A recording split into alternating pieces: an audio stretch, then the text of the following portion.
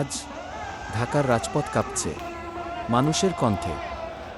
শহরের প্রতিটি কোণ থেকে মানুষ ছুটে এসেছে নিজেদের জন্য নয়, গাজার ধ্বংসপ্রাপ্ত শিশুদের জন্য।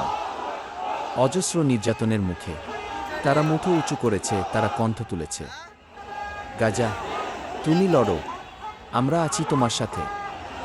এটা শুধু প্রতিবাদ নয়, এটা প্রতিরোধ, এটা সংহতি, এটা মানবতা।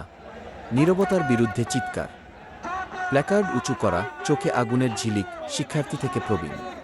একটাই বার্তা, আর না, আর গণহত্যা নয়। বক্তারা বিশ্ব সম্প্রদায়ের নীরবতাকে ধিক্কার জানান।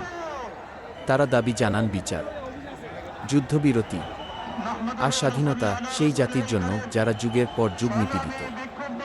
ঢাকার রাজপথ আজ বহন করেছে গাজার কষ্ট, আর সেই অঙ্গীকার যে তারা একা নয়। মানবতা আজ রক্তাক্ত, তবুও মাথা নত নয়। এখন না, কখনো না।